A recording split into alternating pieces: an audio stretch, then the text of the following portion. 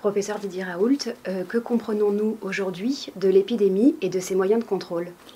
On ne comprend pas grand-chose en pratique.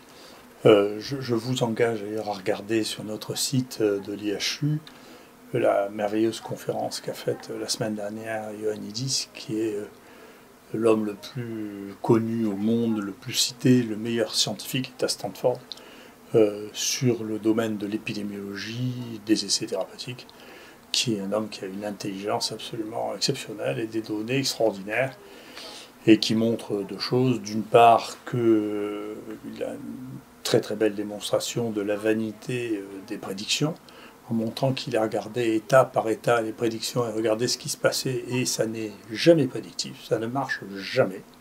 C'est un point. Deuxièmement, il a fait une réanalyse, comme j'ai eu l'occasion de le dire, sur toutes les mesures sociales qui sont prises pour contrôler l'épidémie, et qui montre que, en comparant de pays à pays, y compris parmi les extrêmes, la Suède et la France, qui montrent que rien n'est supérieur à rien, et que donc il n'y a pas de mesure de contrainte sociale qui ait fait la preuve de son efficacité. Et je vais vous le montrer par un autre élément qui me paraît très important, c'est un élément qui est issu de notre institut. Sur ce premier schéma, on voit une chose qui est tout à fait extraordinaire, qui est, à partir du moment où l'épidémie de Covid arrive, qui est en grise, eh bien, toutes les épidémies respiratoires, ou quasiment toutes, sauf le rhinovirus, que vous voyez en marron, là, qui se promène tout le long, et qui sévit toute l'année, toutes ces infections respiratoires qui sont saisonnières ont quasi disparu pendant qu'il y a le Covid-19. Et donc ça veut dire, ça pose deux questions. L'une, c'est, et si on regarde en dessous les gastro-entérites, on a à peu près le même tableau, les gastro-entérites d'hiver, vous voyez, là, et là, pratiquement plus. Ça témoigne de deux choses. La première, il y a peut-être des phénomènes d'interférence entre les virus qui ont toujours fait que c'était difficile à prévoir. Vous voyez que, par exemple, les gens qui prédisent les épidémies de grippe ne pouvaient pas prédire, pas plus d'ailleurs qu'après H1N1, qu'il n'y aurait pas de grippe pendant l'hiver. Cette année, c'est imprévisible. Il y a des phénomènes extérieurs, sociaux, viraux, qui font que c'est totalement imprévisible. Vous voyez bien que d'une année sur l'autre, on ne peut pas prévoir ça. L'autre chose imprévisible, c'est pourquoi parmi les virus respiratoires, il y a juste les autres coronavirus, là que vous voyez en jaune, et puis parainfluenza 3, qui est un autre virus qui normalement n'est pas du tout en cette saison, et qui est beaucoup moins fréquent, et qui est beaucoup fréquent. Tout ça est totalement imprévisible. C'est la première des choses. La deuxième des choses, c'est que les mesures que nous avons prises de distanciation ou de lavage des mains ou de nettoyage à l'alcool ont probablement eu un rôle bénéfique sur la disparition des infections respiratoires et digestives. Mais pas du tout sur le Covid. Et donc, ça veut dire que toutes les mesures que nous avons prises jusqu'à présent pour contrôler le Covid sont totalement inefficaces. Et donc, ça soulève une question, c'est que qui est la nature de mon interrogation scientifique et qui est la raison pour laquelle je suis, et je parais si hostile aux modélisations ou aux prédictions, c'est que déjà quand on connaît la plupart des paramètres, c'est très très difficile. Vous voyez, pour la grippe, qui est une maladie qu'on connaît depuis très longtemps, on ne peut rien prédire du tout. Mais alors pour les maladies qu'on ne connaît pas, c'est encore plus compliqué. Je vais vous expliquer pourquoi c'est compliqué. Les gens sont trop nerveux pour faire de la bibliographie, mais ils devraient faire la bibliographie. La bibliographie, il y a une chose tout à fait extraordinaire qui a été publiée, pas maintenant, hein, en 2014, donc il y a 6 ans de ça. Il y a des gens en Chine, à Hong Kong, qui ont réanalysé tous les cas de la première épidémie du virus qui est le plus proche de celui-là, qui est le SARS. Maintenant, on l'appelle le SARS-1. Et ils ont fait un travail de fourmi pour essayer de détecter tous les cas qui avaient été positifs autour de cet hôtel de Hong Kong, dont on pensait que c'était l'épicentre des choses.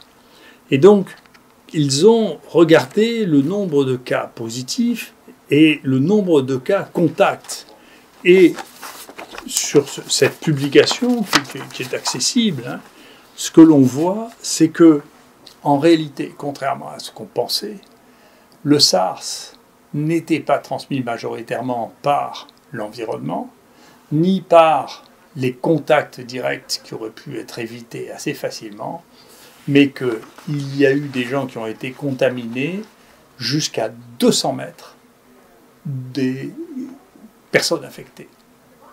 Et donc, ça peut expliquer pourquoi on n'a jamais démontré ça pour les autres virus respiratoires. Cette distance incroyable qu'il peut y avoir entre les cas infectés et les cas qui vont être infectés peut expliquer pourquoi nos mesures sont toutes en réalité vaines, parce que nous n'avons pas les moyens d'empêcher que des gens à 200 mètres de là puissent être infectés, puisqu'aucun moyen nous permettrait de faire ça, sauf à mettre tout le monde en prison. Et encore, même si on les met dans des prisons individuelles, vous voyez ce qui s'est passé avec les visons, à la fin tout le monde est infecté. Donc il y a une vraie question qui est que c'est ceci qui montre un échec, l'efficacité des mesures sur les autres virus que nous connaissions, aussi bien de gastro-entérite que d'infections respiratoires, mais l'inefficacité totale des mesures que nous avons sur le Covid-19 et très certainement par un manque de connaissances. Donc ce qu'il faut développer, ce n'est pas des modèles, ce n'est pas des mesures prises dans le moment de l'angoisse, c'est d'essayer de comprendre comment se transmet ce virus que pour l'instant nous ne connaissons pas. On ne sait pas assez ce qui se passe, on ne sait pas avec quoi c'est corrélé. Donc c'est un premier problème de fond sur lequel il faudra bien essayer d'avancer. Et qu'en est-il des variants ?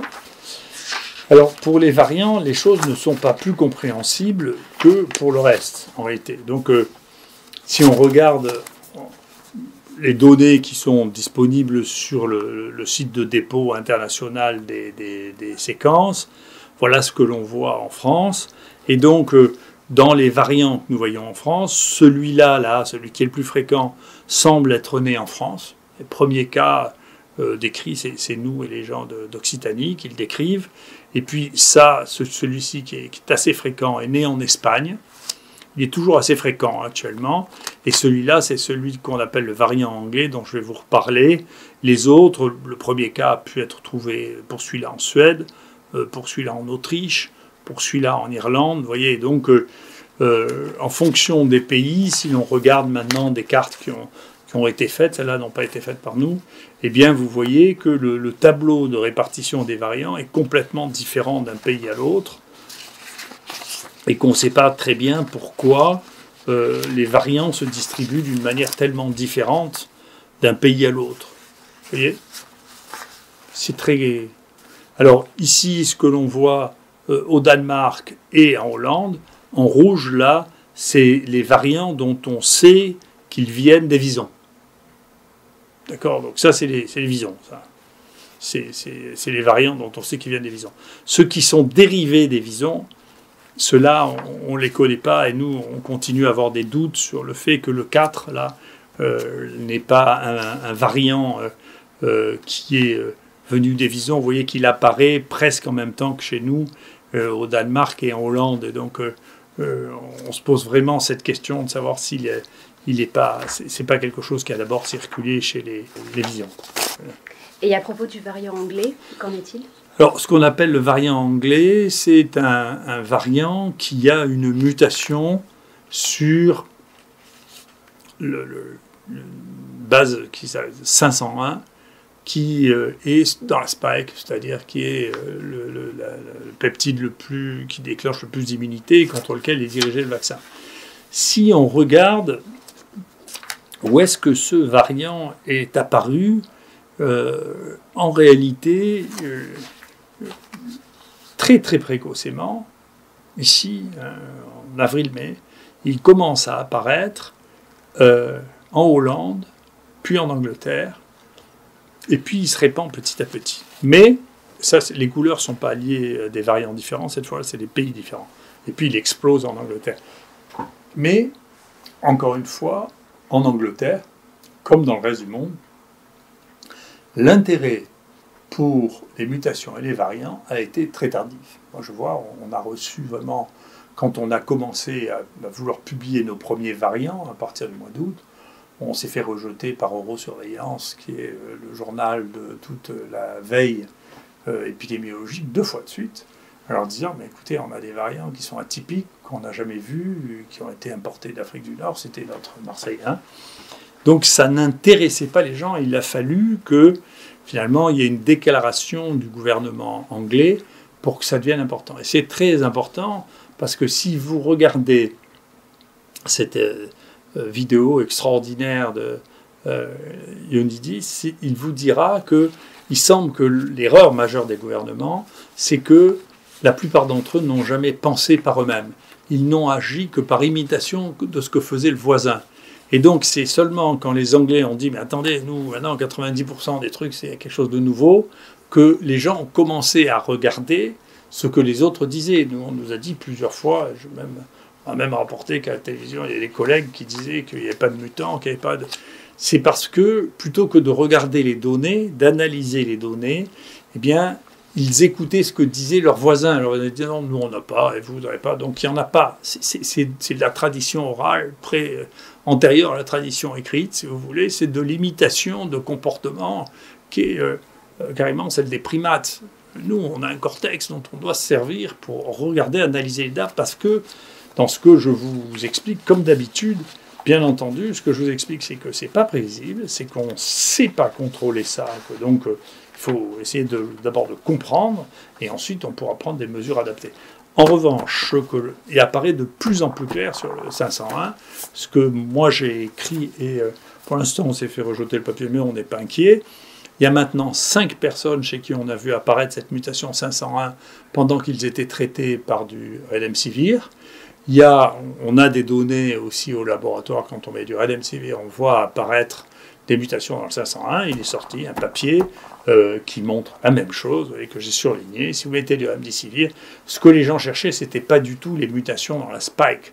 Ils cherchaient à voir en combien de temps le virus devenait résistant au Remdesivir. Donc ils ont vu qu'il devenait résistant au Remdesivir. Mais comme ils ont eu la prudence de tout séquencer, ils se sont rendus compte que bien entendu, il y avait des séquences aussi ailleurs parce que c'est un agent mutagène. C'est pas seulement la pression de sélection, c'est que c'est un agent qui entraîne la mutagène. Et parmi les mutations qu'ils observent, eh bien, il y a la 501. Ce qui expliquerait que la 501, la mutation 501 soit apparue dans plusieurs endroits à la fois. Bien entendu, probablement favorisée par l'association d'anticorps spécifiques avec le Remdesivir, d'anticorps contre la spike avec le Remdesivir, mais parfois simplement avec le Remdesivir, parce que c'est un agent mutagène et que parmi les mutations observées, il y a des mutations observées dans la spike. Donc, personnellement, je pense qu'il y a de plus en plus d'évidence que cette mutation est liée à l'usage du Remdesivir, et je mets les uns et les autres en garde contre l'utilisation du Remdesivir chez des gens qui sont des porteurs prolongés de ce virus, et surtout, je pense qu'il devrait y avoir des consignes de l'État gageant qu'il faut absolument séquencer tous les échecs thérapeutiques après Remdesivir, parce que les gens seront surpris de voir la fréquence des mutations après les échecs thérapeutiques de Remdesivir. Donc le Remdesivir donne des échecs thérapeutiques évidents, ça ne marche pas parce que les virus deviennent résistants, et deuxièmement, il favorise l'apparition de mutants qui éventuellement poseront des problèmes ultérieurement pour la couverture vaccinale.